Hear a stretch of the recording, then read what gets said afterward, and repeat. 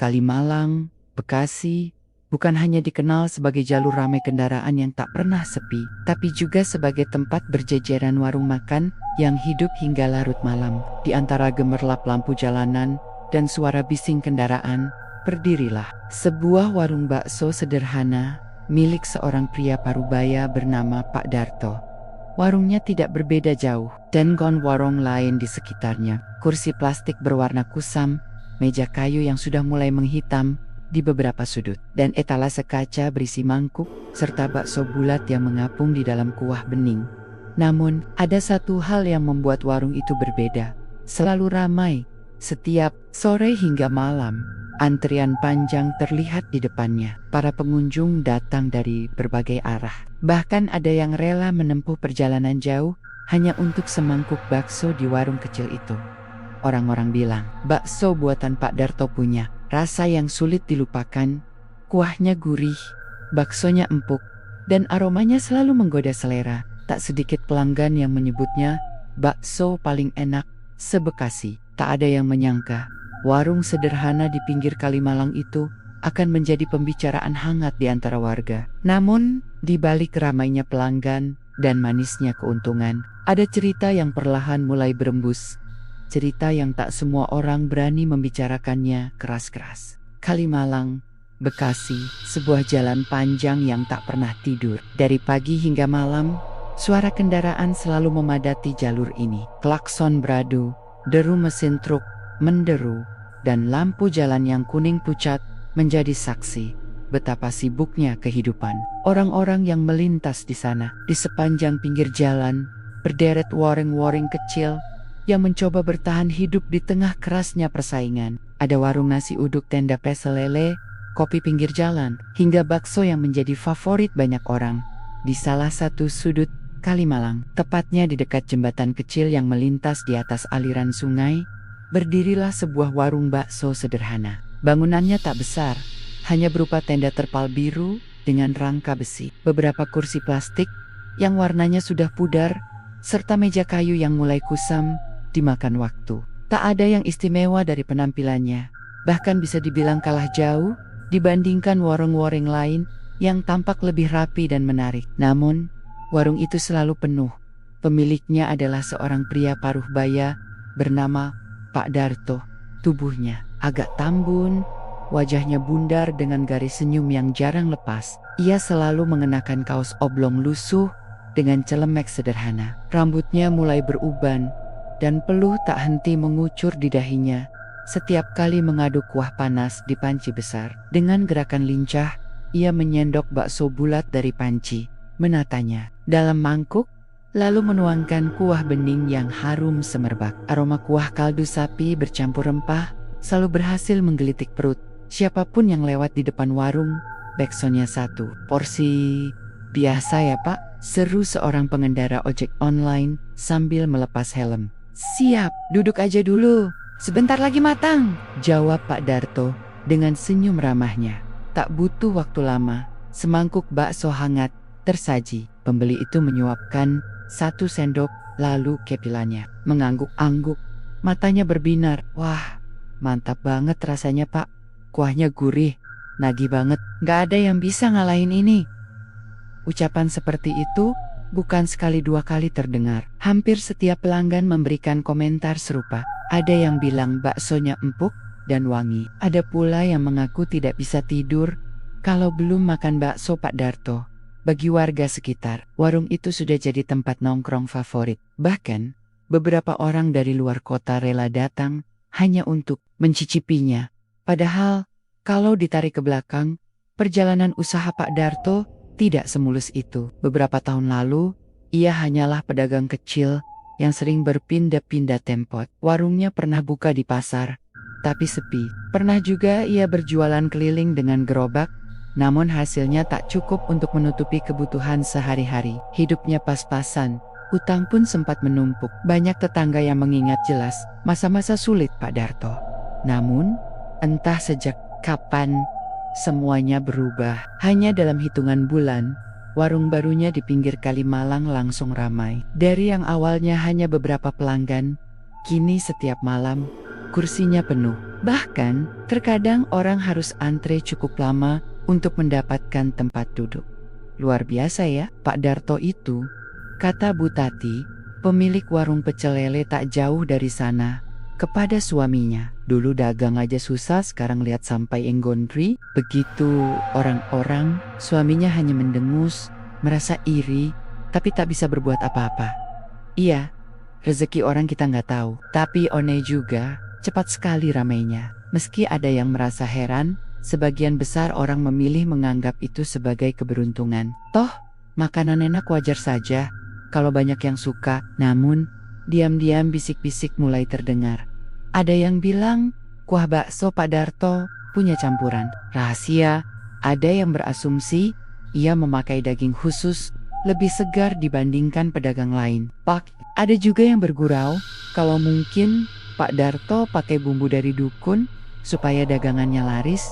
Pak Darto sendiri tak pernah menanggapi rumor itu serius. Ia selalu menjawab dengan kalimat sederhana, "Ya, kalau orang suka, syukur. Saya cuma jualan biasa aja kok, rasa mungkin cocok di lidah. Makanya, pada balik lagi." Namun, ada sesuatu yang jarang diperhatikan orang. Saat malam semakin larut dan warung mulai sepi, Pak Darto kerap duduk sendirian di bangku paling pojok. Ia menatap ke arah sungai Kalimalang yang gelap. Arus airnya bergerak pelan dengan suara gemericik samar. Sesekali, Pak Darto seperti bergumam. Pelan, seolah berbicara pada seseorang. Tapi karena tak banyak orang yang memperhatikan, hal itu jarang jadi bahan pembicaraan. Warung itu terus berkembang. Dari yang awalnya hanya satu panci, kini setiap malam ada 3 panci besar penuh kuah. Don Pak, seorang pembantu warung ia pekerjakan untuk membantu melayani pelanggan. Penghasilannya meningkat pesat, bahkan dalam beberapa bulan Pak Darto sudah bisa merenovasi rumahnya yang dulu reot menjadi lebih layak. Kehidupannya tampak begitu bahagia.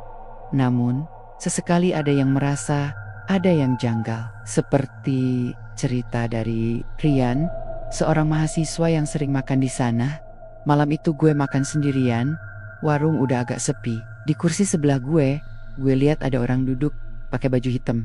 Tapi pas gue nengok lagi, kosong. Padahal gue yakin banget tadi ada temannya menertawakan cerita itu, menganggapnya cuma halusinasi karena lapar atau capek. Rian pun akhirnya ikut menganggap itu hanya perasaan. Toh, tak ada bukti apa-apa. Hari-hari terus berjalan. Warung Pak Darto semakin terkenal. Setiap malam, asap kuah panas bercampur aroma bawang goreng menyeruak ke udara, mengundang siapapun yang lewat untuk mampir. Lampu bohlam kuning yang digantung di tenda bergetar pelan ditiup angin, menciptakan suasana hangat sekaligus misterius bagi sebagian orang. Warung bakso itu hanyalah tempat untuk menikmati makanan enak di tengah bisingnya Kalimalang. Namun, tanpa mereka sadari, warung sederhana itu menyimpan sesuatu yang jauh lebih besar daripada sekadar semangkuk bakso. Sesuatu yang tak lama lagi akan mulai memperlihatkan wajah aslinya. Pak, tambah lagi 1 mangkok ya. Seorang pemuda dengan jaket hitam yang baru saja menghabiskan semangkuk bakso mendadak mengangkat tangan. Wajahnya berkeringat karena kuah panas, tapi senyum tak bisa lepas dari bibirnya. Wah, kuat juga perutnya. Siap, sebentar ya, jawab Pak Darto sambil menyendok bakso bulat dari panci besar. Aroma kaldu sapi yang gurih langsung memenuhi udara. Pemandangan seperti itu sudah menjadi hal biasa di warung sederhana tersebut. Hampir setiap hari, ada saja pelanggan yang memesan lebih dari 1 mangkok. Aneh memang, mengingat biasanya orang makan bakso cukup 1 porsi sudah kenyang. Namun di warung Pak Darto, justru banyak yang merasa kurang. Entah kenapa ya, bakso Pak Darto ini bikin nagih. Rasanya tuh beda, kuahnya gurih, kaldunya nendang banget. Pokoknya lain dari yang lain, kata Sinta, seorang karyawati yang hampir setiap malam mampir setelah pulang kerja. Temannya mengangguk sambil menyeruput kuah dengan penuh semangat. Iya, kayak ada rasa yang bikin lo pengen balik lagi. Gue udah coba warung lain, tapi gak ada yang bisa nyamain. Dari mulut ke mulut, reputasi bakso Pak Darto makin tersebar. Tak hanya di kalangan warga sekitar, tapi juga sampai ke media sosial. Beberapa pelanggan yang doyan mengunggah makanan ke Instagram ikut mempopulerkan warung itu. Foto mangkok bakso dengan kuah bening penuh taburan daun seledri dan bawang goreng bertebaran di dunia maya. Akibatnya, pelanggan makin membludak. Mereka rela antre panjang, duduk berhimpitan di kursi plastik. Bahkan ada yang sampai makan sambil berdiri. Semuanya demi mencicipi rasa bakso yang katanya paling enak se-Bekasi. Namun, seiring berjalannya waktu, keanehan mulai muncul. Beberapa orang mengaku merasakan hal yang janggal setelah makan bakso itu. Misalnya, Tony, seorang sopir angkot yang sering mampir. Gue tuh kalau nggak makan sehari aja, rasanya kayak ada yang kurang. Malamnya susah tidur, kepala nyut-nyutan, capek. Begitu makan lagi, langsung hilang.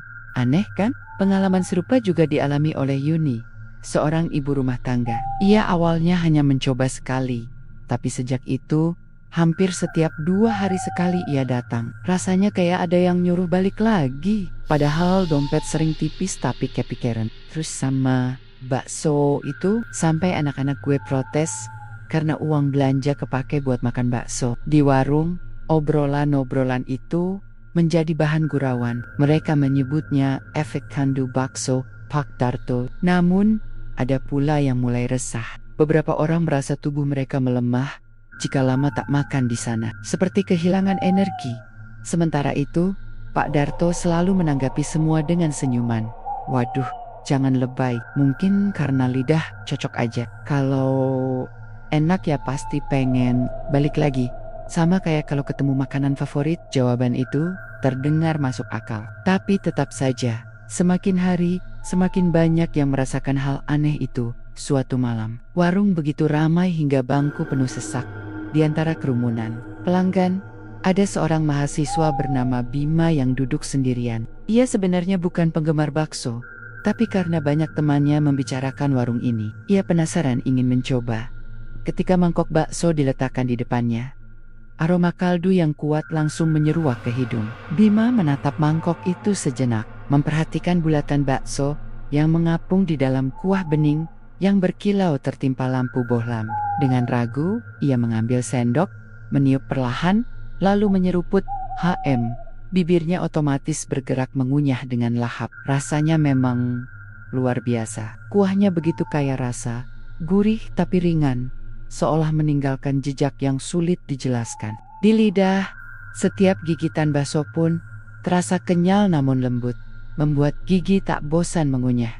Bima tersenyum kecil. Wajar aja, rame begini. Namun, di balik kepuasan itu, ia merasa ada sesuatu yang aneh. Rasa gurihnya begitu kuat, hingga menimbulkan sensasi siolowala.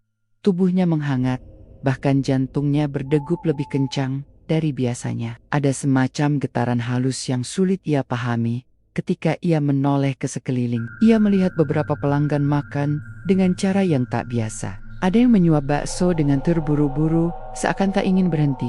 Ada pula yang memejamkan mata seolah sedang larut dalam kenikmatan.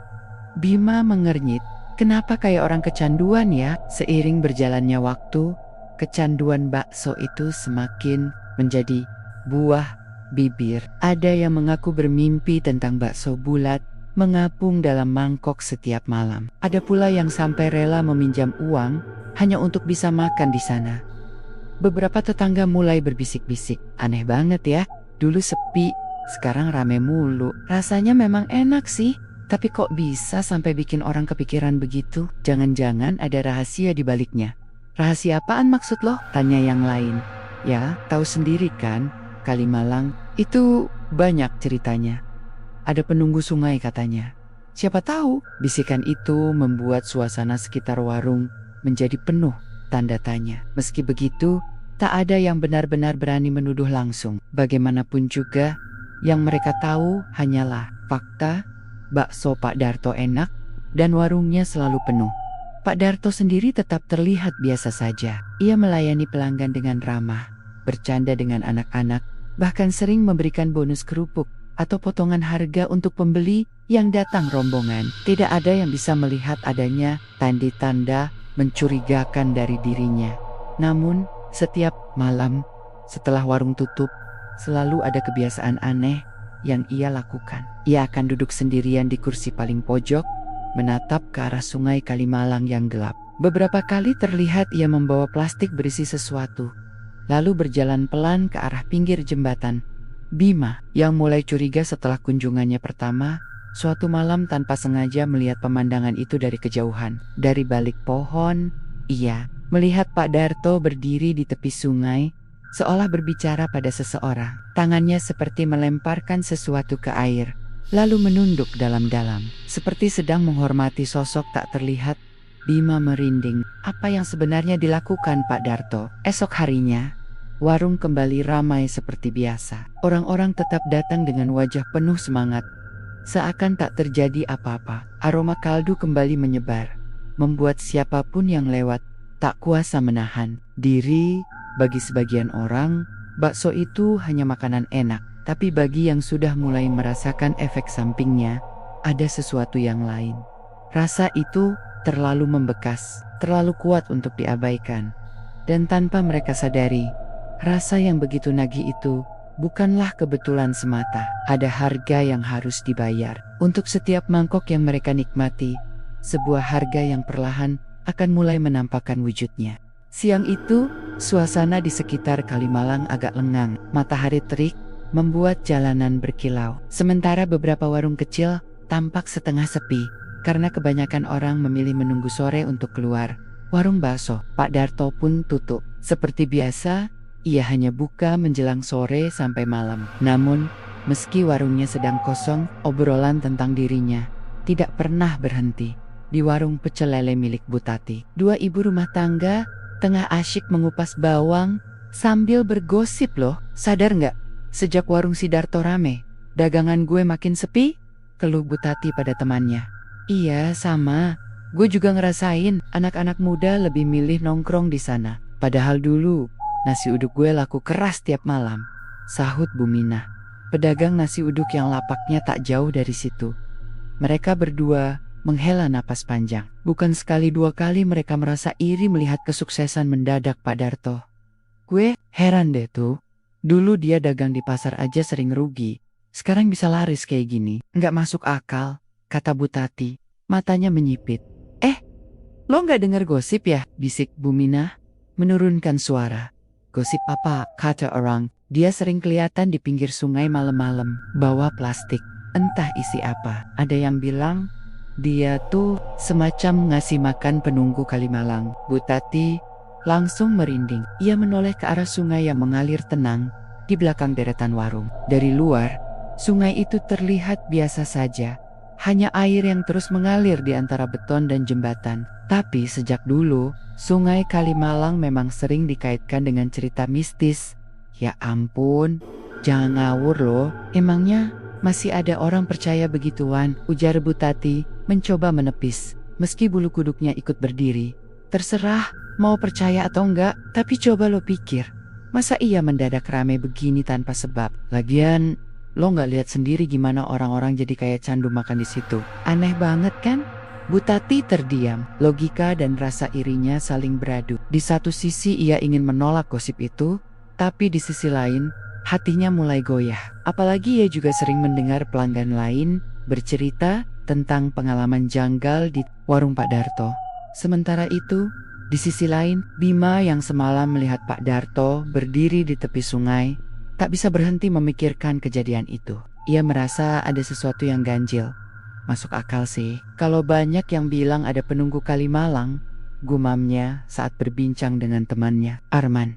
Dulu gue sering dengar cerita anak-anak sini, katanya ada makhluk yang suka duduk di bawah jembatan. Ada juga cerita orang tenggelam yang jasadnya gak pernah ketemu. Arman tertawa, menepuk pundaknya. Udahlah Bim, jangan mikir aneh-aneh. Mungkin Pak Darto cuman buang sampah kali, tapi gue lihat jelas men. Dia kayak ngobrol sama seseorang, padahal nggak ada orang lain di situ. Gue sumpah, itu bukan hal biasa. Arman hanya menggeleng, malas menanggapi. Namun, bagi Bima, rasa penasaran makin besar. Ia merasa harus mencari tahu lebih jauh tentang rahasia di balik warung bakso itu. Malam harinya, Warung kembali ramai. Lampu bolam kuning berayun pelan ditiup angin. Asap panas dari panci besar mengepul, dan suara sendok beradu dengan mangkuk terdengar tiada henti. Pelanggan datang silih berganti, sebagian besar dengan wajah gembira. Di tengah keramaian, terdengar bisik-bisik kecil antar pelanggan. Lo tahu nggak? Ada yang bilang baksonya ini pakai bumbu rahasia. Bumbu rahasia apaan? Ya, katanya. Bukan bumbu biasa. Katanya sih ada campurannya. Campuran apaan sih? Jangan bilang yang aneh-aneh deh. Mereka saling pandang, lalu tertawa. Tapi di balik tawa itu, tetap ada rasa penasaran yang tidak terucap. Di Sadit Lane, seorang bapek tua memandang mangkok baksonya dengan wajah murung. Ia sudah makan 3 kali dalam seminggu, tapi tubuhnya malah semakin lemas. Ia merasa ada sesuatu yang salah. Meski sulit dijelaskan, saat ia mencoba berhenti makan beberapa hari, tubuhnya seperti kehilangan tenaga, kepalanya pusing, dan perutnya kosong. Begitu kembali makan bakso, semua rasa sakit itu hilang. Aneh banget, gumamnya pelan. Sebelum melanjutkan suapan terakhir, tak hanya pelanggan, beberapa warga sekitar juga mulai memperhatikan perubahan pada diri Pak Darto dulu. Mukanya kusam, sekarang kayak berseri-seri aja tiap hari, badannya pun lebih sehat. Kata Pak Hadi, tetangganya. Iya, padahal umurnya udah tua, tapi kayak dapat energi baru. Gue lihat juga rumahnya direnovasi, anak-anaknya sekolah lebih bagus. Cepet banget berubahnya, tambah tetangga lain. Semua orang mulai menyadari ada sesuatu yang janggal. Namun, tak seorang pun punya keberanian untuk menuduh langsung. Mereka hanya berbisik di balik punggung, membicarakan Pak Darto si kenakan. Ia membawa rahasia besar yang tak boleh terungkap. Suatu malam, setelah pelanggan terakhir pulang, Pak Darto menutup warungnya. Ia merapikan kursi, membersihkan meja, lalu duduk sejenak. Dari keyohan, Bima yang sengaja mengintai, melihat gerak-geriknya seperti malam sebelumnya. Pak Darto mengambil plastik hitam dari bawah meja. Gerakannya pelan namun pasti. Lalu ia berjalan ke arah sungai. Bima bersembunyi di balik pohon, matanya tak lepas memperhatikan. Pak Darto berhenti di tepi jembatan, menatap ke dalam air yang gelap. Angin malam berhembus, membawa aroma amis khas. Sungai perlahan, ia membuka plastik itu dan mengeluarkan sesuatu yang mirip dengan daging mentah. Lalu, tanpa ragu, ia melemparkannya ke sungai. Tak lama kemudian, terdengar suara cipratan air. Anehnya, air sungai yang biasanya tenang seketika, beriak seolah ada sesuatu besar bergerak di bawah permukaan. Bima menahan napas. Jantungnya berdegup kencang. Pak Darto menunduk. Kedua tangannya merapat seperti orang memberi salam. Lalu ia berbisik pelan, tapi tak jelas terdengar. Setelah itu, ia kembali menutup plastik dan berjalan pulang, seolah tak terjadi apa-apa. Bima membeku di tempat. Ia tahu apa yang baru saja dilihatnya bukan hal biasa, tapi lidahnya keluh, tak sanggup berkata apa-apa. Keesokan harinya, gosip makin meluas. Katanya ada anak muda yang lihat sendiri, si Darto, buang sesuatu ke sungai tengah malam. Bisik seseorang di warung kopi. Ah, paling cuma buang sampah. Enggak, katanya bukan sampah, daging mentah. Buat apa buang daging mentah ke sungai? Pertanyaan itu menggantung, menimbulkan keheningan sesaat. Tak ada jawaban pasti, tapi bisik-bisik itu semakin menguatkan keyakinan orang-orang bahwa ada rahasia gelap di balik kesuksesan warung bakso Pak Darto. Meski begitu, pelanggan tetap datang. Rasa bakso yang nagih membuat mereka tak peduli dengan gosip apapun. Warung tetap ramai, kursi tetap penuh, dan panci besar tetap habis setiap malam. Namun, di balik semua itu, ada bayangan gelap yang semakin jelas. Sebuah rahasia yang hanya diketahui segelintir orang, tapi perlahan mulai mencuat ke permukaan. Dan semua bermula dari bisik-bisik kecil yang tak pernah benar-benar hilang. Malam itu, langit Bekasi mendung. Awan hitam menggantung rendah di atas Kalimalang, membuat suasana sekitar sungai terasa lebih muram dari biasanya. Lampu jalan menyala redup, cahayanya berpendar samar di atas permukaan air yang beriak pelan. Warung bakso Pak Darto tetap buka seperti biasa. Justru di malam seperti itu, pelanggan malah makin banyak berdatangan. Entah kenapa, orang-orang seperti tergerak untuk datang. Seakan ada daya tarik yang tak bisa dijelaskan dengan logika.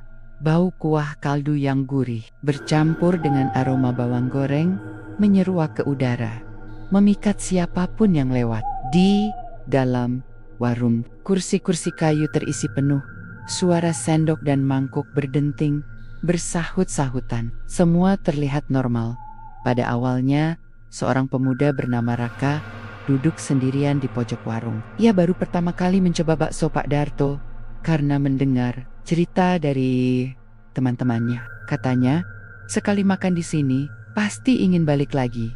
Raka menyendok kuah panas dan meniup pelan sebelum menyeruputnya. Benar saja, rasanya luar biasa nikmat. Kaldu dagingnya pekat, baksonya kenyal dan gurih, membuat lidah seolah menari.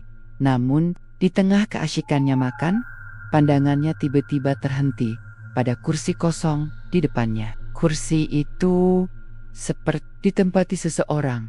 Awalnya, ia hanya merasa samar. Ada bayangan hitam tipis, seperti siluet, duduk diam dengan posisi kaku. Roka berkedip, mengucek matanya, lalu menatap lagi. Kursi itu masih terlihat kosong, hanya beanggen, samar yang menggantung. Jantung Raka berdegup kencang. Ia mencoba mengabaikan, melanjutkan makan, tapi dari sudut matanya, ia masih bisa merasakan keberadaan sesuatu. Semakin lama, bayangan itu tampak makin jelas. Sebuah sosok gelap tanpa wajah, duduk tegap, seolah-olah sedang memandangi mangkok di meja. Tangannya bergetar, sendok di genggamannya beradu dengan mangkok, menimbulkan bunyi nyaring. Beberapa pelanggan menoleh, tapi segera kembali sibuk dengan makanan masing-masing. Raka menelan ludah buru-buru, menghabiskan baksonya, lalu berdiri tergesa. Saat ia meninggalkan meja, ia sempat melirik sekali lagi, dan kali ini, ia yakin sosok hitam itu menoleh ke arahnya. Kejadian aneh itu tak hanya dialami Raka malam-malam berikutnya. Cerita serupa mulai bermunculan. Aneh loh, gue makan di sana, terus tiba-tiba ngerasa kayak ada orang duduk di kursi sebelah, padahal kosong. Cerita seorang mahasiswa pada Pontemonia di kos. Iya, gue juga rasanya kayak ada yang ngawasin, terus badan gue merinding. Tapi herannya, gue tetap pengen balik lagi makan di situ. Timpal yang lain. Obrolan itu makin lama makin menyebar. Dari mulut ke mulut, gosip tentang kursi kosong di warung Pak Darto jadi bahan pembicaraan hangat. Ada yang bilang hanya halusinasi karena kecapean. Ada juga yang meyakini itu pertanda buruk. Sementara itu, Bima yang sudah beberapa kali mengintai, makin yakin bahwa ada sesuatu yang salah dengan warung itu. Ia memutuskan untuk menguji sendiri. Malam berikutnya, ia datang bersama Arman. Warung sudah ramai seperti biasa. Mereka duduk di bangku panjang dekat jendela. Lo beneran masih mikirin hal aneh itu? Tanya Arman sambil menyeruput kuah. Gue yakin ada sesuatu di sini, Man. Lo nggak ngerasa aneh? Arman menggeleng. Yang gue rasa cuman enak banget. Bakso di tempat lain jadi hambar setelah makan di sini. Bima mendesah, lalu menoleh. Pandangannya tertumbuk pada kursi kosong di sudut warung. Sama seperti cerita orang-orang, ia merasa kursi itu tidak benar-benar kosong. Ada sosok samar yang duduk di sana. Man, lihat deh, bisiknya pelan. Arman menoleh sebentar. Apaan sih? Kosong. Tuh, lo nggak lihat apa-apa? Enggak. Udah, makan aja. Jangan aneh-aneh. Bima terdiam, tapi bulu kuduknya meremang. Semakin lama ia menatap, semakin jelas sosok itu terlihat. Bayangan hitam tanpa wajah duduk membeku. Kali ini, ia juga melihat kepala sosok itu sedikit menunduk ke arah mangkok di meja, seakan sedang menunggu makanan. Bima menahan napas, tangannya dingin, tapi ia berusaha tetap tenang. Ayai tahu, apa yang dilihatnya bukan halusinasi kabar tentang bayangan kursi kosong, akhirnya sampai juga ke telinga para tetangga sekitar. Katanya, kalau ada kursi kosong di warung itu, sebenarnya kursi itu udah ada yang nempatin. Bisik Buminah pada Butati saat belanja sayur. Ya Allah, ngeri banget. Terus, kenapa orang-orang tetap aja rame di sana? Entahlah, katanya baksonya bikin nagih. Orang jadi lupa rasa takut. Kalau benar itu pesugihan, berarti korbannya orang-orang yang makan di situ dong. Kedua ibu itu saling pandang, merinding, membaik. Namun, meski gosip makin liar, warung Pak Darto tidak pernah sepi. Justru semakin malam, semakin ramai. Di sisi lain, Pak Darto tampak santai saja. Ia selalu tersenyum pada pelanggannya, selalu sigap menyajikan mengkok-mengkok bakso. Dari luar, ia terlihat seperti pedagang biasa, penuh keramahan. Tapi setiap kali ia menoleh ke kursi kosong di sudut warung, ada senyum tipis yang berbeda. Senyum itu bukan untuk pelanggan, melainkan untuk sesuatu yang hanya ia bisa lihat jelas. Bersabarlah, bisiknya dalam hati. Giliran kalian akan datang satu persatu. Beberapa minggu kemudian, kabar mengejutkan datang. Seorang pelanggan tetap warung Pak Darto ditemukan sakit mendadak. Tubuhnya kurus, wajahnya pucat, dan dokter tidak bisa menemukan penyakit yang jelas. Orang-orang mulai menghubungkannya dengan warung bakso itu. Jenggen-jenggen ini gara-gara sering makan di situ, gumam seorang tetangga. Tapi kenapa orang lain sehat-sehat aja? Sahut yang lain. Spekulasi bermunculan, tapi tidak ada jawaban pasti. Yang jelas, semakin banyak orang merasa curiga, semakin kuat pula gosip tentang warung bakso yang angker itu. Suatu malam, Bima kembali memberanikan diri untuk datang. Kali ini ia membawa kamera kecil, berharap bisa merekam sesuatu. Ia duduk di kursi dekat pintu, pura-pura sibuk makan, sambil sesekali mengarahkan kamera ke kursi kosong di sudut. Beberapa menit pertama tidak ada yang aneh, tapi tiba-tiba kamera menangkap bayangan samar di kursi itu. Samar sekali, seperti asap hitam yang membentuk tubuh. Bima langsung merinding. Ia menutup kameranya cepat-cepat, takut ketahuan. Saat ia mendongak, matanya bertemu dengan pandangan Pak Darto. Senyum Pak Darto kali ini terasa berbeda, bukan ramah, melainkan seolah-olah ia tahu apa yang sedang dilakukan Bima. Bima buru-buru menghabiskan makanannya dan keluar dengan jantung berdegup kencang. Di luar, angin malam terasa menusuk. Ia berjalan cepat menjauhi warung, tapi di telinganya suara bisikan samar terdengar. Jangan ganggu. Bima menoleh panik, tapi tak ada siapa-siapa. Hanya suara aliran Kalimalang yang menderu pelan. Malam itu, Bima sadar bahwa rahasia warung bakso itu jauh lebih gelap daripada yang ia bayangkan. Bukan hanya gosip atau cerita kosong. Ada sesuatu yang benar-benar menghuni kursi itu. Sesuatu yang lapar, yang menunggu giliran mangsanya. Dan Bima tahu, dirinya mulai masuk terlalu jauh dalam misteri yang berbahaya. Kabar tentang seorang pelanggan yang mendadak jatuh sakit mulai menyebar cepat di lingkungan sekitar Kalimalang. Lelaki itu bernama Rudi, seorang karyawan pabrik yang dikenal rajin dan jarang absen kerja. Dalam 2 minggu terakhir, Rudi hampir setiap malam mampir ke warung bakso Pak Darto sepulang kerja. Ia sering bilang pada teman-temannya bahwa bakso di situ bikin tenaganya balik lagi meski seharian kerja di pabrik. Namun tiba-tiba, kondisi Rudi berubah drastis. Badannya kurus dalam hitungan hari. Wajahnya pucat kekuningan, matanya cekung seolah tidak tidur berminggu-minggu. Tubuhnya melemah, dan ia hanya bisa terbaring di kamar kontrakannya yang sempit. "Pak, Bu, saya kayak nggak punya tenaga," lirihnya pada orang tua yang datang menjenguk. Yang aneh, setiap kali Rudi mencoba makan makanan lain, mulutnya terasa pahit. Ia bahkan muntah bila mencium aroma masakan rumah. Tapi saat mendengar suara gerobak bakso lewat, matanya langsung berbinar. Tubuhnya gemetar menahan rasa lapar. Ibunya menatap sedih. "Nak, jangan bilang kamu masih kepengen makan bakso itu." Rudi hanya diam, tapi tatapannya jelas menunjukkan iya. Kabar tentang sakitnya Rudi membuat warga sekitar resah. Gosip yang sebelumnya hanya sekadar cerita tentang kursi kosong, kini mulai terasa nyata. "Udah jelas, ini ada hubungannya sama warung itu," kata Bu Minah sambil berbisik pada tetangganya. "Tapi kan orang lain sehat-sehat aja," sahut yang lain. "Ya mungkin yang jadi korban dipilih. Kalau bener ada pesugihan, pasti nggak semua kena. Cuma yang terpilih aja." Obrolan seperti itu makin sering terdengar di warung kopi, di pasar, bahkan di pos ronda. Nama warung Pak Darto mulai disebut dengan nada hati-hati, seolah-olah menyebutnya saja bisa membawa sial. Meski begitu, anehnya, warung itu tetap tidak pernah sepi. Justru pelanggan makin ramai, seakan rasa penasaran mereka lebih besar daripada rasa takut. Di sisi lain, Bima tidak bisa duduk diam. Ia merasa semua yang terjadi pada Rudy bukan kebetulan. Rekaman samar yang ia dapatkan di kamera semakin meyakinkannya bahwa ada makhluk gaib yang terlibat. Suatu sore, ia memberanikan diri untuk menjenguk Rudy. Arman awalnya enggan ikut, tapi akhirnya menuruti ajakan Bima.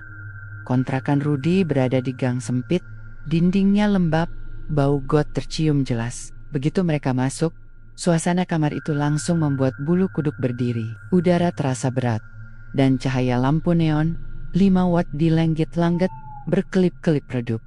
Rudy terbaring lemah di dipan kayu. Tubuhnya tinggal kulit dan tulang. Wajahnya seperti orang yang sudah sekarat. Di sampingnya, ibunya duduk sambil mengelus dada anaknya dengan linangan air mata. "Mas, Bima, makasih udah datang," kata ibu Rudy lirih. "Tolong doakan anak saya. Dokter bilang enggak ada penyakit serius, tapi kenapa keadaannya makin parah?" Bima mandekot. "Mas Rudy, masih bisa dengar saya?" Dengan suara nyaris tak terdengar, Rudy menjawab, "Aku mau bakso." Arman bergidik. "Gila, Bim. Dia kayak kecanduan." Mata Rudy tiba-tiba terbuka lebar. Ia menatap Bima dengan pandangan kosong, lalu berkata pelan, "Jangan ganggu. Kursinya udah ada yang duduk." Bima tercit. "Maksud kamu apa?" Namun, setelah itu, tubuh Rudy langsung kejang-kejang. Ibunya berteriak panik, sementara Arman bergegas mencari bantuan. Bima hanya bisa menahan bahu Rudy. Tubuhnya ikut gemetar mendengar kata-kata terakhir itu. Malamnya, setelah kejadian itu, Bima tidak bisa tidur. Kata-kata Rudy terus terngiang-ngiang di kepalanya. Kursinya udah ada yang duduk. Ayam laptopnya mencoba mencari informasi tentang mitos pesugihan di Bekasi. Dari beberapa forum mistis, ia menemukan cerita tentang makhluk penunggu kursi kosong. Konon, dalam beberapa praktik pesugihan, makhluk halus diberikan tempat di ruang. Usaha untuk menjaga dan menarik pelanggan. Kursi kosong itu dianggap sebagai singgasananya. Kalau ada yang bisa melihat atau merasakan kehadirannya, berarti orang itu jadi sasaran, tulis salah satu pengguna forum Bima tertegun. Apakah itu yang terjadi pada Rudy? Keesokan harinya, kabar duka menyebar. Rudy meninggal di kontrakannya dengan cara yang misterius. Tubuhnya dingin dengan wajah pucat, seolah darahnya terkuras habis. Warga geger. Banyak yang langsung mengaitkan kematian itu dengan warung bakso Pak Darto. Beberapa orang bersumpah tidak akan pernah makan di sana lagi. Tapi nyatanya malam itu warung tetap ramai. Bahkan, ada yang bilang kalau rasa bakso malam itu jauh lebih enak dari biasanya. "Kaldu malam ini lebih kental, baksonya lebih gurih," ujar seorang pelanggan dengan wajah puas. Bima yang diam-diam ikut mengamati dari luar. Merinding mendengarnya, ia semakin yakin bahwa nyawa Rudy telah menjadi tumbal di rumahnya. Pak Darto menutup pintu warung lebih malam dari biasanya. Setelah memastikan semua orang pergi, ia duduk sendirian di kursi panjang kayu. Di depannya, kursi kosong di sudut warung terlihat samar berisi bayangan hitam. "Sudah kuberikan yang kau minta," bisik Pak Darto pelan. "Jangan ganggu pelanggan yang lain. Biarkan mereka terus datang." Bayangan itu tidak menjawab, tapi udara di dalam warung mendadak menjadi dingin. Lilin kecil di altar belakang dapur bergetar. Apinya mengecil, lalu kembali membesar. Pak Darto menutup, hatinya berdebar, tapi ia tahu inilah harga yang harus dibayar demi kesuksesan warungnya. Beberapa hari setelah kematian Rudy, suasana Bekasi Timur terasa lebih tegang. Gosip soal warung bakso makin liar. Ada yang bilang bakso itu dicampur darah. Ada yang bilang dagingnya bukan daging biasa.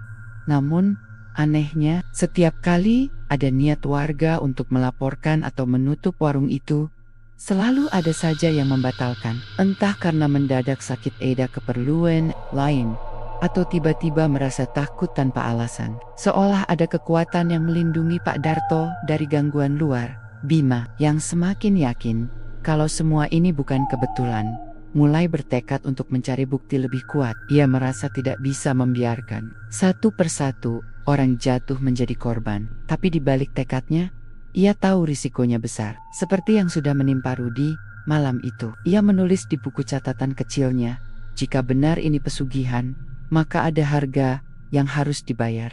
Pertanyaannya, siapa korban berikutnya? Dan kenapa saat menutup bukunya, Bima merasakan hembusan dingin di belakang lehernya, seperti ada yang sedang membaca catatan itu bersamanya. Sejak kematian Rudy, pikiran Bima tidak pernah tenang. Setiap malam, bayangan wajah pucat Rudy dan kata-kata terakhirnya, kursinya. Udah ada yang duduk, terus menghantui. Bahkan ketika ia mencoba tidur, selalu ada perasaan seolah-olah seseorang berdiri di sudut kamarnya, memperhatikan dalam diam. Arman, yang biasanya selalu menjadi teman nongkrong, mulai menjaga jarak. Ia terang-terangan bilang tidak mau ikut campur. Bim, gua kasihan sama Rudy, tapi lu jangan nekat. Orang-orang sini udah pada percaya warung itu ada penunggunya. Kalau lu terus nyari tahu, bisa-bisa lu jadi korban berikutnya, kata Arman suatu malam di warung kopi. Bima menghela napas. Justru itu man, kalau nggak ada yang berani bongkar orang-orang bakal terus jadi korban. Lu nggak lihat semakin banyak yang makan di situ, semakin besar risikonya. Arman menggeleng, wajahnya tegang. Kadang kebenaran nggak selalu harus dicari, apalagi kebenaran yang bikin kita celaka. Obrolan itu berakhir tanpa kesepakatan. Sejak saat itu, Bima merasa dirinya benar-benar sendirian. Suatu sore, Bima memutuskan pergi ke tepi Kalimalang. Sungai itu membentang panjang di Bekasi. Airnya berwarna keruh kecoklatan dengan aliran deras di beberapa titik. Di tepian, banyak anak muda nongkrong sambil main gitar. Ada juga orang yang memancing. Namun bagi sebagian warga, Kalimalang menyimpan cerita mistis yang tidak pernah benar-benar hilang. Bima berdiri di bawah jembatan, menatap permukaan air yang beriak pelan. Angin sore bertiup, membawa aroma amis dan lumpur. Ia membuka buku catatannya, mencoba menulis sesuatu untuk menenangkan pikiran.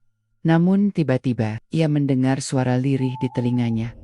Kenapa kau mencariku? Bima tersentak, menoleh ke kanan dan kiri. Tidak ada siapa-siapa. Anak-anak muda yang tadi nongkrong masih tertawa riuh di kejauhan, seolah tidak mendengar apapun. Bima menelan ludah. Ia mencoba meyakinkan dirinya kalau itu hanya halusinasi. Tapi suara itu terdengar lagi. Kali ini lebih jelas. Yang duduk di kursi itu bukan untukmu. Jangan ikut campur. Bima mundur beberapa langkah. Jantungnya berdetak kencang. Kering, dingin, mulai membasahi pelipisnya. Ia merasa ada sesuatu di dalam air Kalimalang yang sedang menatap ke arahnya. Malam harinya, Bima tidak bisa tidur. Ia terus memikirkan suara itu. Pagi berikutnya, ia memutuskan mencari tahu lebih dalam tentang mitos. Ia mendatangi seorang pria tua yang dikenal warga sebagai Mbah Samin, seorang penjaga tambak ikan di pinggiran sungai. Mbah Samin dikenal sering bercerita soal kejadian-kejadian aneh di sekitar Kalimalang. Bima mendekatinya dengan hati-hati. Mbah, saya boleh tanya sesuatu? Orang tua itu menatap Bima dengan mata keriput tapi tajam. Kau bukan orang sini, ya? Saya tinggal gak jauh dari sini, Mbah. Saya cuma penasaran soal cerita penunggu Kalimalang. Mbah Samin mendesah panjang. Banyak yang penasaran, tapi gak semua siap dengan jawabannya. Bima menatap serius. Saya siap, Mbah. Saya perlu tahu. Orang tua itu akhirnya bercerita. Menurutnya, Kalimalang punya banyak penunggu. Ada sosok ular besar, ada juga makhluk menyerupai manusia berwajah hitam legam. Namun yang paling sering muncul adalah makhluk kursi kosong yang dipercaya suka duduk di warung-warung pinggir sungai.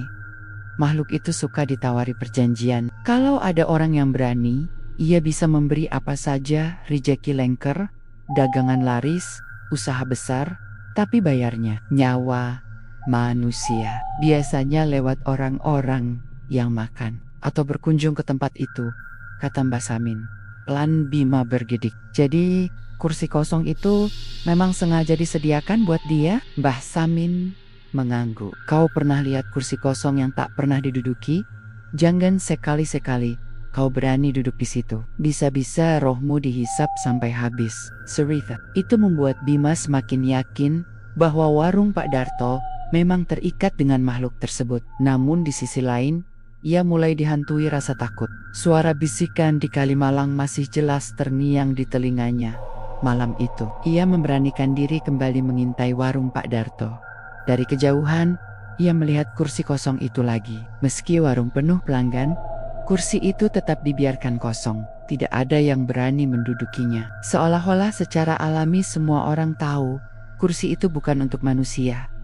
Bima mengambil kamera kecilnya, mencoba memotret dari balik semak-semak. Saat ia melihat hasil foto di layar kamera, jantungnya hampir berhenti di kursi kosong itu. Samar terlihat sosok hitam dengan mata merah menyala.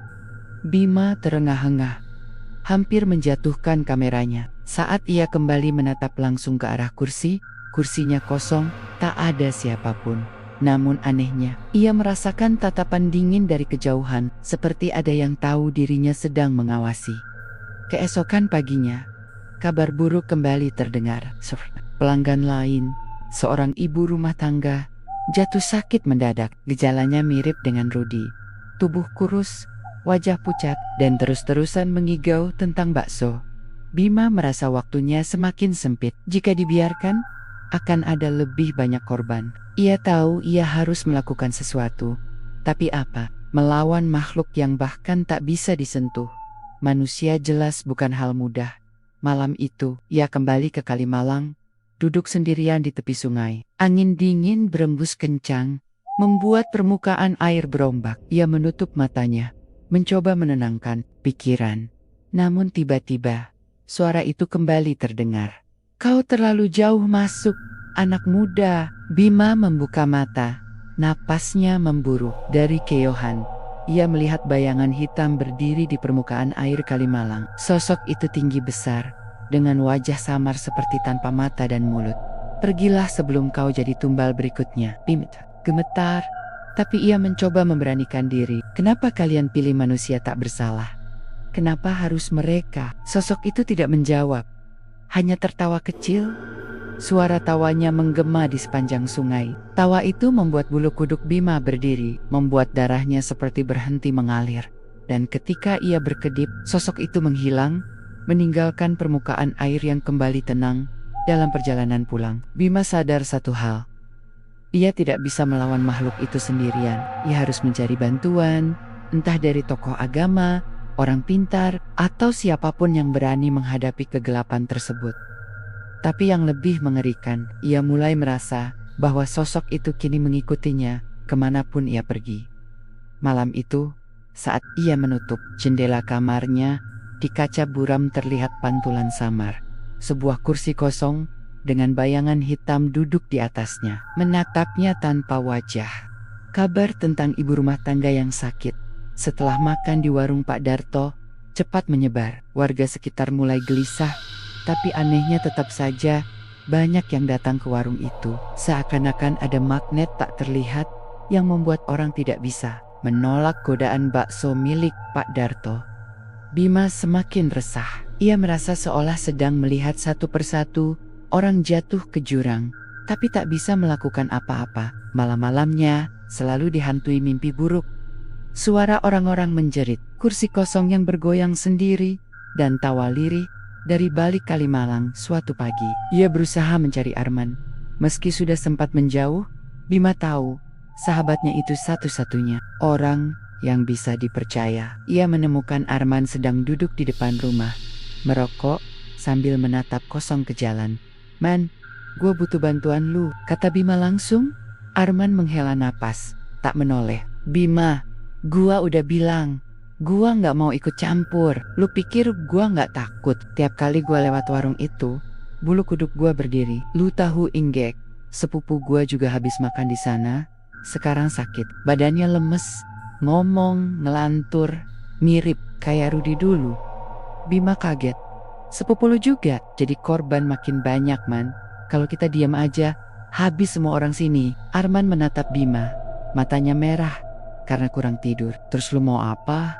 Lu mau lawan setan itu sendirian? Jangan gila Bim. Bima terdiam. Tapi dalam hati ia tahu, ia tidak bisa berhenti. Malam harinya, Bima mencoba mengumpulkan keberanian, mendekati rumah sepupu Arman yang sakit. Namanya Lina, seorang gadis SMA kelas 2. Saat ia datang, keluarganya tampak putus asa. Lina terbaring di ranjang, tubuhnya kurus, wajah pucat, dan matanya melotot kosong ke langit-langit. Bibirnya bergetar, berulang kali menggumamkan kata-kata aneh. Bima mendekat, mencoba mendengar kursinya. Jangan duduk, kursi kosong. Bima kata-kata itu persis sama dengan yang diucapkan Rudi sebelum meninggal. Ibunya Lina menangis terseduh-seduh. Mas, tolonglah, kalau kamu tahu cara menyembuhkan anak saya, lakukan apa saja, saya rela. Bima tercekat. Ia bukan dukun, bukan ustadz, bukan siapa-siapa, tapi ia merasa tanggung jawab itu kini ada di pundaknya. Ia tak bisa lagi berpaling. Keesokan harinya, ia kembali menemui Mbah Samin. Lelaki tua itu menatapnya dengan raut muram. Aku sudah bilang, nak, jangan ikut campur terlalu dalam, ujar Mbah Samin. Tapi Mbah, sudah ada 2 orang mati, dan sekarang Lina sekarat. Berapa banyak lagi nyawa yang harus hilang? Tolong saya Mbah, apa yang bisa saya lakukan? Mbah Samin terdiam lama, lalu menatap sungai Kalimalang yang mengalir tenang. Kalau kau ingin melawan, kau harus mencari orang yang paham benar soal ilmu hitam dan cara memutus perjanjian. Aku cuma tahu cerita, bukan cara menghadapinya. Siapa Mbah? Pergilah ke Kiai Surya di kampung sebelah. Dia sudah lama berurusan dengan hal-hal gaib. Tapi ingat nak, melawan perjanjian bukan tanpa risiko. Kau bisa jadi tumbalnya sendiri. Bima menelan ludah, tapi ia mengangguk mantap. Perjalanan ke rumah Kiai Surya memakan waktu 1 jam dengan motor melewati jalanan kampung yang sepi. Rumahnya berada di pinggir sawah, sederhana tapi terasa teduh. Ketika Bima tiba, seorang pria parubaya dengan janggut putih menyambutnya. Ada urusan apa nak? Bima menceritakan semuanya, tentang warung Pak Darto, kursi kosong, kematian Rudi, hingga Lina yang kini terbaring sekarat. Kiai Surya mendengarkan dengan seksama, tanpa sekalipun menyela. Akhirnya ia berkata, apa yang kau ceritakan memang benar. Penunggu Kalimalang itu bukan sembarang makhluk. Ia golongan jin kafir yang haus tumbal. Orang yang bersekutu dengannya akan mendapat kekayaan. Tapi sebagai gantinya, makhluk itu mengambil nyawa manusia. Kursi kosong itu adalah gerbangnya, tempat dia hadir di dunia manusia. Lalu, apa bisa dihentikan Kiai? Tanya Bima. Penuh harap, Kiai Surya menghela napas. Bisa, tapi berat. Selama Pak Darto masih memberi makan makhluk itu dengan tumbal manusia, perjanjian akan terus berjalan. Jalan satu-satunya adalah memutus ikatan itu. Dan itu berarti menghadapi makhluknya langsung. Bima merasa darahnya berdesir. Kalau begitu, saya siap. Kiai Surya menatapnya tajam. Jangan gegabah. Ini bukan sekadar nyawa orang lain. Nyawa sendiri bisa jadi taruhannya. Beberapa hari kemudian, korban baru kembali muncul. Seorang pengemudi ojek online yang sering makan di warung Pak Darto ditemukan meninggal mendadak di kosnya. Tubuhnya kuku, wajahnya pucat, dan di bibirnya masih ada noda kuah bakso. Kabar itu membuat warga semakin resah. Beberapa mulai membicarakan untuk menutup paksa warung Pak Darto, tapi selalu ada yang membela. Ah, itu cuma kebetulan, baksonya enak. Mana mungkin ada hubungannya. Orang sakit, ya wajar kalau mati. Seolah-olah warga dibutakan oleh kelezatan bakso itu. Bima merasa semakin terdesak. Ia menemui Arman lagi, mencoba meyakinkannya. Man, gue udah ketemu Kiai Surya. Dia tahu cara melawan makhluk itu, tapi gue gak bisa sendiri. Lu mau bantu gue kan? Arman terdiam lama, menatap wajah Bima yang penuh tekad. Akhirnya, ia menghela napas. Oke Bim, kalau lu emang nekat, gue ikut. Tapi jangan salahin gue kalau kita mati bareng. Bima tersenyum pahit. Mati bareng lebih baik daripada diem dan lihat orang lain mati satu-satu. Malam itu, Bima dan Arman mendatangi rumah Kiai Surya. Mereka duduk bersama di ruang tamu sederhana. Kiai Surya menyalakan dupa kecil, dan membaca doa-doa. Besok malam, kita akan mendatangi warung itu. Jangan kaget dengan apa yang kalian lihat. Jin itu akan menunjukkan wujud aslinya. Jangan lepas kendali. Fokus, ikuti doa yang saya ucapkan. Bima mengangguk. Arman tampak pucat tapi mencoba tegar.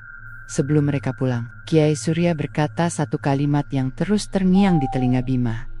Kalau kursi itu mulai bergerak sendiri, jangan sekali-sekali kau duduk di atasnya. Itu dari segalanya. Keesokan harinya, suasana Bekasi terasa lebih berat dari biasanya. Langit mendung, angin membawa hawa dingin yang menusuk. Di tepi Kalimalang, warung Pak Darto tetap ramai, seolah tidak ada apa-apa. Kursi kosong itu masih di sana, berdiri angkuh di antara mahamaya penuh pelanggan.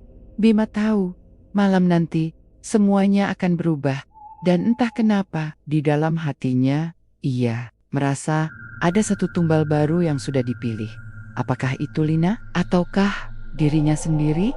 Malam itu, Bekasi diguyur hujan deras, petir menyambar, membuat langit seolah terbelah. Jalanan licin, lampu jalan redup, dan suasana terasa mencekam. Bima, Arman, dan Kiai Surya berjalan pelan menuju warung bakso Pak Darto yang tetap buka meski hujan mengguyur. Dari kejauhan mereka bisa melihat keramaian di sana. Orang-orang tetap saja berdatangan, menembus hujan demi semangkuk bakso yang katanya tak tertandingi.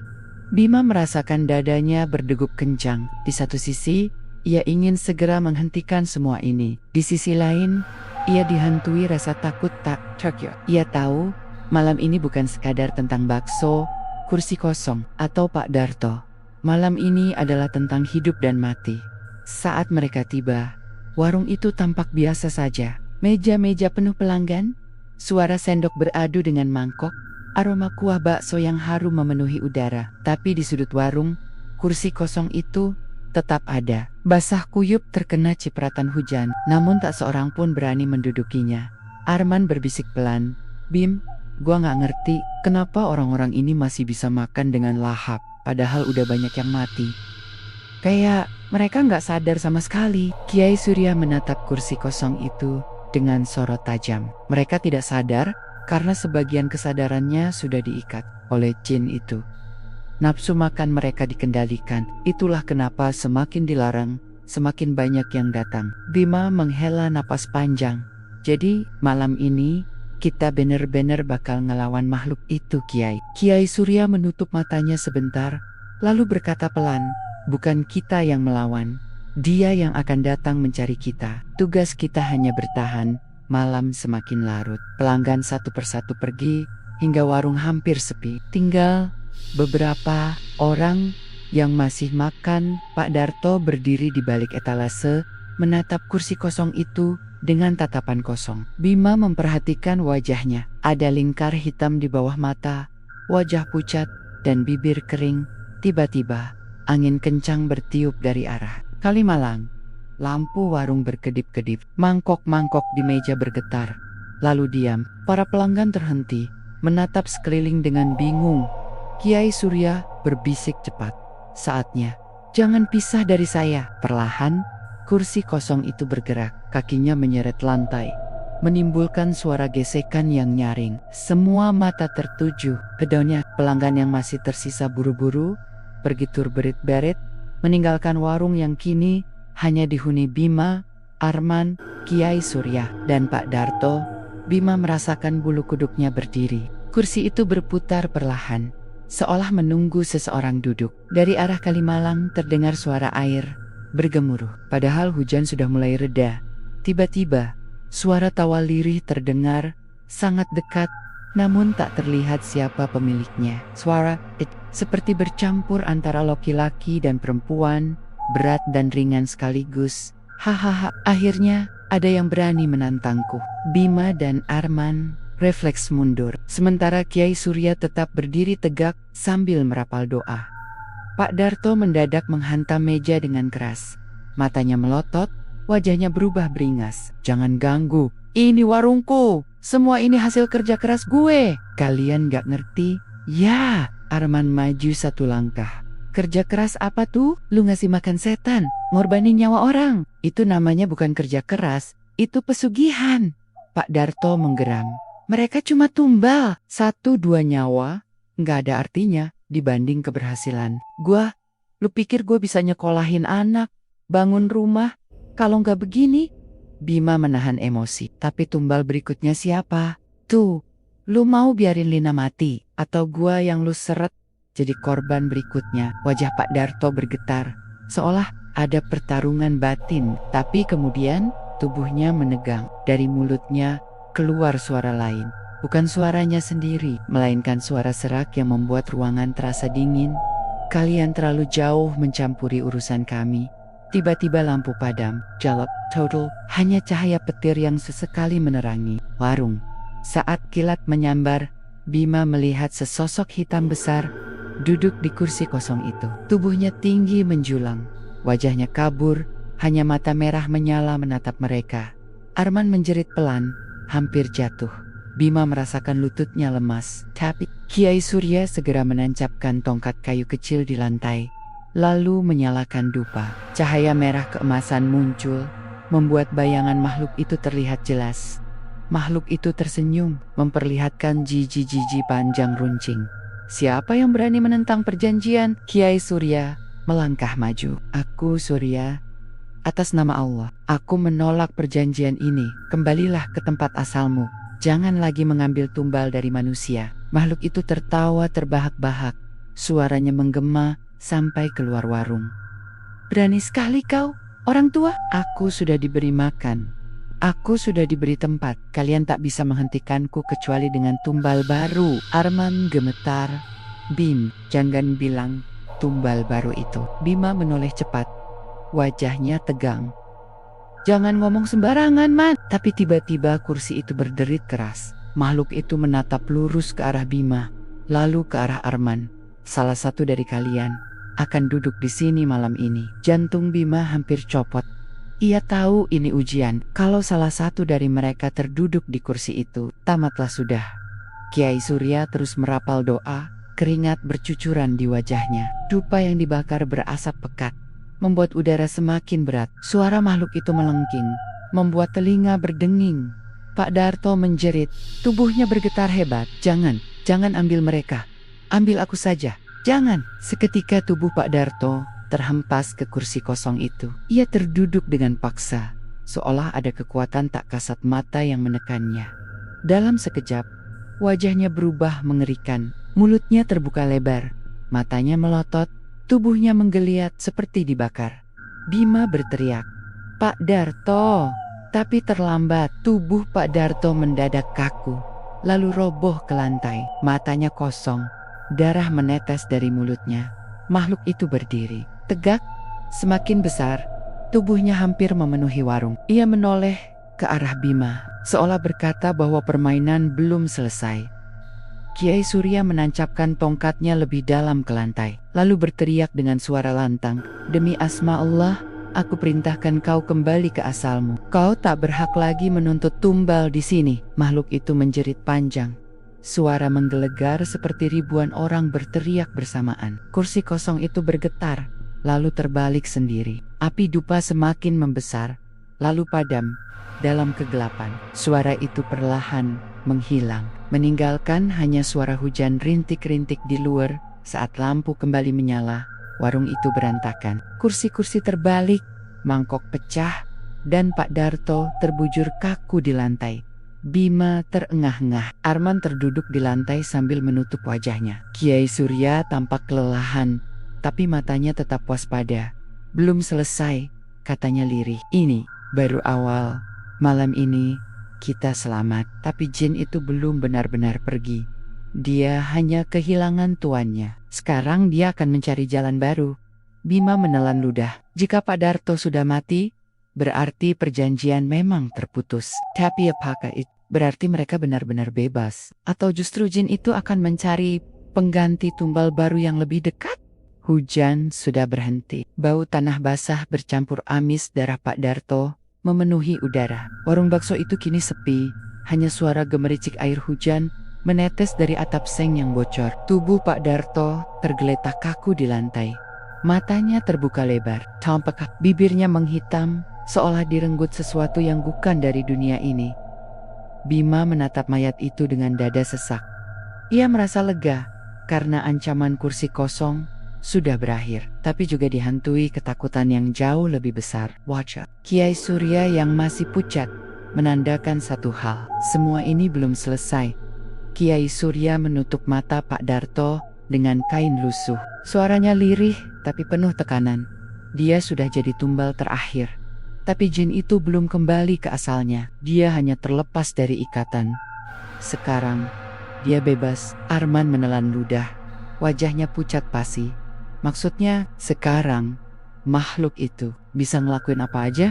Gak ada lagi yang ngikat dia. Kiai Surya mengangguk pelan.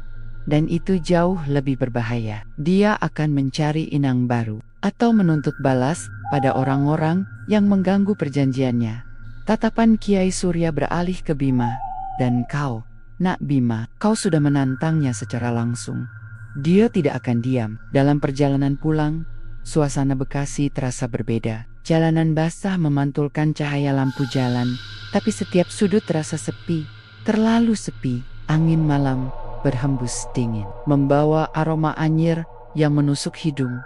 Bima berjalan di antara Kiai Surya dan Arman, tapi pikirannya kacau. Setiap bayangan pohon, setiap suara gesekan daun, terasa seperti bisikan yang mengikutinya. Di Porempitan, dekat Kalimalang, Bima mendengar suara lirih. Bima, ia berhenti mendadak. Suara itu sangat jelas, seolah ada seseorang yang memanggilnya dari arah sungai. Arman menoleh, wajahnya tegang. Lu dengar, Bim? Bima hanya mengangguk. Tenggorok kering. Ia menoleh ke arah Kalimalang. Dan untuk sesaat, ia melihat bayangan hitam besar berdiri di atas jembatan. Menatapnya dengan mata merah menyala. Kiai Surya langsung merapal doa keras-keras. Bayangan itu menghilang, tapi hawa dinginnya masih tertinggal, menusuk tulang. Nak Bima, kata Kiai Surya tegas, mulai malam ini, jangan pernah jalan sendirian. Makhluk itu sudah menandaimu. Malam berikutnya, Bima terlelap di rumah. Namun, tidurnya tidak tenang. Ia bermimpi berada di warung bakso. Lagi, warung itu kosong. Hanya ada kursi kosong yang berputar sendiri. Suara tawa menyeramkan menggema. Dan tiba-tiba kursi itu terisi oleh sosok hitam besar dengan mata merah menyala. Sosok itu mencondongkan tubuhnya mendekati Bima. Sekarang giliranmu, Bima. Kau akan duduk di kursiku. Makhluk itu meraih lehernya. Nafas Bima tercekik, tubuhnya kaku, dan ia berusaha berteriak tapi tak bisa. Tiba-tiba suara azan subuh menggema dari kejauhan. Makhluk itu menjerit marah, lalu menghilang. Bima terbangun dengan tubuh basah kuyup oleh keringat. Napasnya memburu, lehernya terasa sakit, seolah benar-benar dicekik. Saat menatap cermin, ia terkejut. Ada bekas jari hitam di lehernya. Keesokan harinya, Bima menemui Arman di rumah kontrakannya. Mereka duduk di ruang tamu sambil minum kopi, mencoba membicarakan mimpi itu. Arman terdiam cukup lama, lalu berkata, Bim, gua rasa makhluk itu gak cuma ngincer lu doang. Gue juga ngerasain hal-hal aneh. Bima menatap heran. Maksud lu? Arman menelan ludah. Tadi malam, gue dengar suara ketukan di pintu kamar. Pas gue buka, gak ada siapa-siapa. Tapi pas gue balik ke ranjang, kursi kayu di pojokan kamar gue, udah ada yang dudukin. Bayangan hitam, matanya merah. Dia cuma duduk and liatin gua. Bima merinding. Jangan bilang, kursi kosong itu sekarang bisa muncul di mana aja. Arman mengangguk pelan, wajahnya pucat. Malam itu, teror semakin nyata. Angin berhembus kencang, jendela rumah Bima bergetar keras. Tiba-tiba lampu padam, rumah gelap gulita. Dari dapur terdengar suara piring jatuh, pecah berantakan. Bima menggenggam senter dan berjalan pelan ke arah dapur. Tangannya gemetar. Saat sinar senter menyorot ke meja makan, ia terperanjat. Kursi dapurnya bergerak sendiri, menyeret pelan ke tengah ruangan.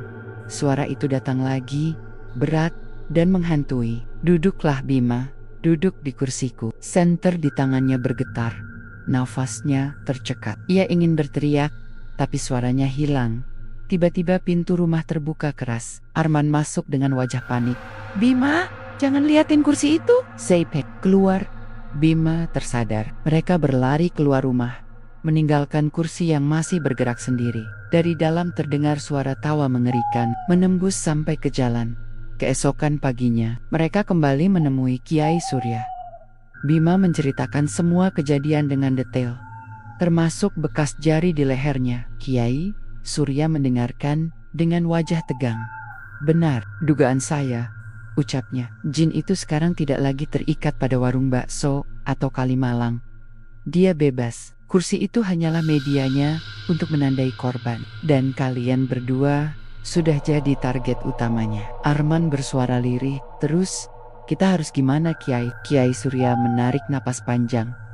"Kalian harus siap. Ini bukan lagi soal menutup warung atau memutus perjanjian. Ini sudah menjadi perang terbuka dengan makhluk gaib yang haus tumbal. Kalau kita tidak melawan, dia akan terus menuntut nyawa. Bukan hanya kalian, tapi juga orang-orang yang dekat dengan kalian."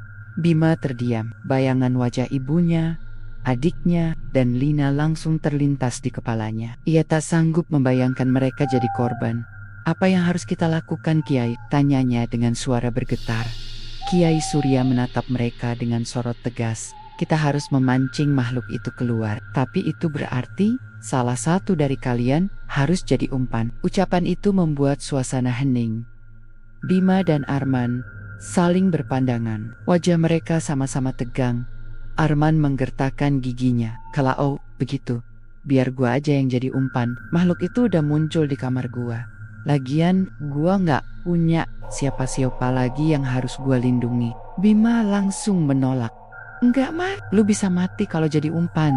Lagian dia jelas-jelas lebih ngincer gua daripada lu. Seharusnya gua yang..." "Jangan sok jadi pahlawan, Bim," Arman membentak. "Lu punya keluarga, lupanya Lina, lu picker. Mereka bisa hidup tenang kalau lu mati." Bima menondak. Rahangnya tegang. Ia ingin membantah, tapi kata-kata Arman menusuk hatinya. Kiai Surya memotong perdebatan itu. "Cukup, jangan bertengkar. Kita tidak punya banyak waktu. Jin itu akan segera datang lagi. Kita harus menentukan pilihan sekarang juga." Malam itu, mereka bertiga berkumpul di sebuah musola kecil dekat Kalimalang. Musola itu sepi, hanya diterangi lampu minyak dan beberapa lilin. Kiai Surya sudah menyiapkan berbagai benda, dupa, kitab doa, segenggam garam, dan tongkat kayu. Arman duduk di tengah ruangan, wajahnya tegang tapi tegas. Ia memutuskan untuk jadi umpan. Bima duduk di sisi lain, gelisah, merasa bersalah sekaligus takut kehilangan sahabatnya. Angin malam bertiup kencang. Suara air sungai Kalimalang terdengar semakin deras. Lilin-lilin bergoyang.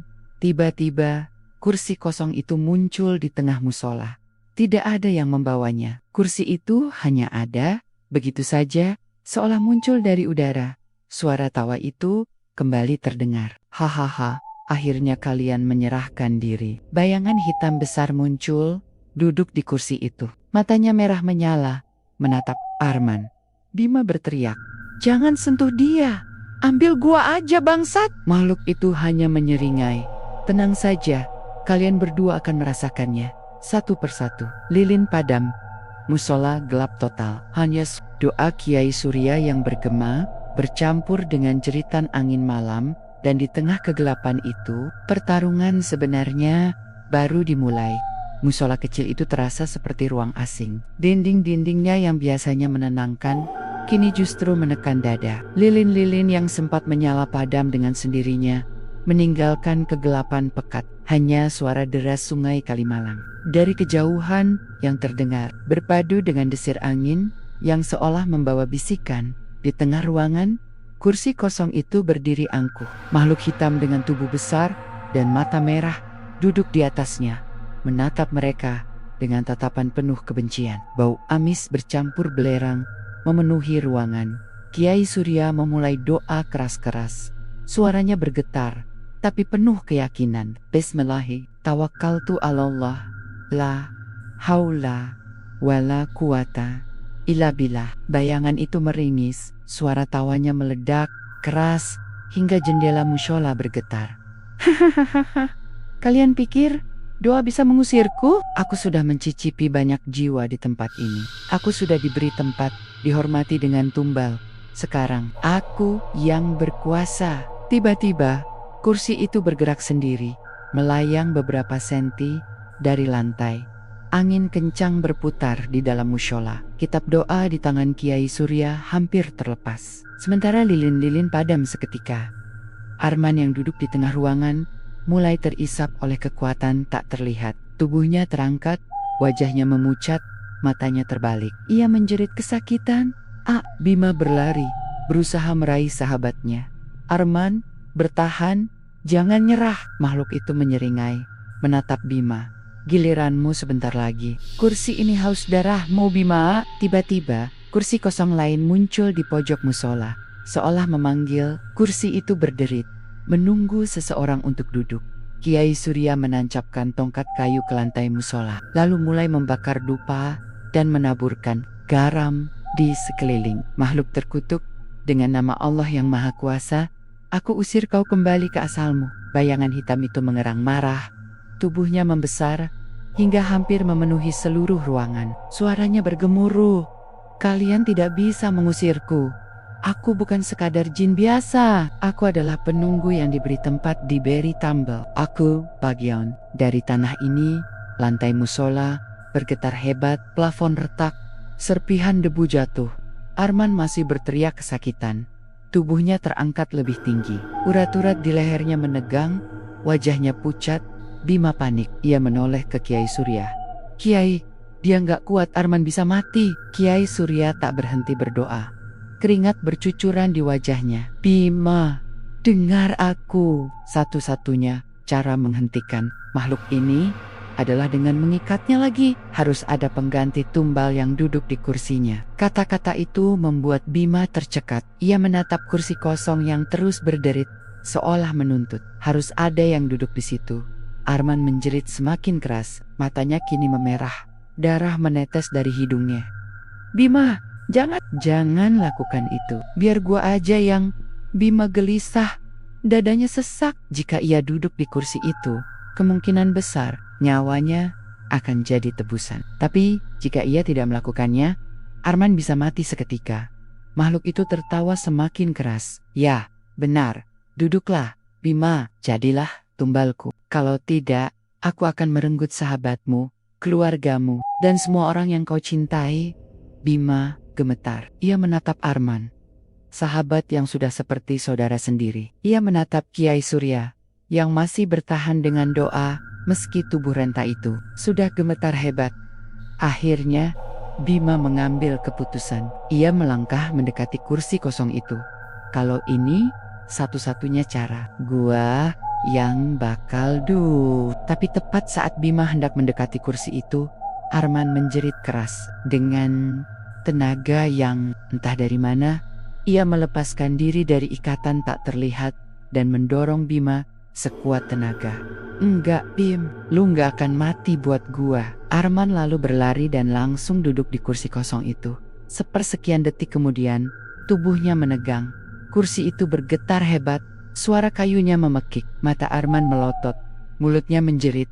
Tanpa suara, makhluk hitam itu meraung. Tubuhnya mulai tersedot ke kursi yang kini dipenuhi cahaya merah menyala. Tidak, jangan, aku belum selesai. Suara itu menggema keras, lalu perlahan memudar. Bayangan hitam itu tersedot seluruhnya ke dalam kursi. Disusul suara ledakan keras seperti petir. Mushola kembali tenang, angin berhenti. Bau amis hilang. Yang tersisa hanya Arman, yang masih duduk di kursi itu. Tubuhnya terkulai, matanya tertutup. Bima berlari mendekat. Arman, bangun, men! Jangan tinggalin gua. Ia mengguncang tubuh sahabatnya. Tapi Arman tidak bergerak. Wajahnya tenang, seolah tertidur. Kiai Surya berjalan mendekat dengan langkah gontai. Ia menatap Arman lama, lalu berkata lirih. Dia sudah memilih, Nak Bima. Dia yang jadi pengikat baru. Makhluk itu terkurung bersamanya. Bima terisak. Air matanya jatuh. Kenapa harus dia, Kiai? Kenapa bukan gua aja? Kiai Surya menepuk bahunya pelan. Itulah arti pengorbanan sejati. Arman memilih menebusmu. Dia menyelamatkanmu dengan nyawanya. Hari-hari berikutnya, musola itu ditutup. Kursi kosong yang digunakan Arman tetap ada di sana, tidak boleh dipindahkan. Warga hanya tahu musola itu kini dianggap angker dan tidak ada yang berani masuk. Bima menjalani hidupnya dengan luka yang dalam. Ia merasa bersalah sekaligus berhutang nyawa. Namun setiap kali ia melewati musyola itu, ia bisa merasakan seolah Arman masih ada, menjaga dari balik kursi kosong itu. Namun suatu malam, ketika Bima lewat sendirian, ia mendengar suara lirih dari dalam musola. "Bim, jangan takut, gue masih di sini. Gue bakal jagain lu selamanya." Suara itu suara Arman, sahabatnya. Bima terdiam, bulu kuduknya merinding, matanya berkaca-kaca. Ia tahu, kursi itu kini bukan hanya tempat terkutuk, tapi juga penjara abadi. Sahabatnya, dan sejak malam itu, Kalimalang kembali sunyi. Tapi kursi kosong itu akan selalu ada, menunggu, entah sampai kapan.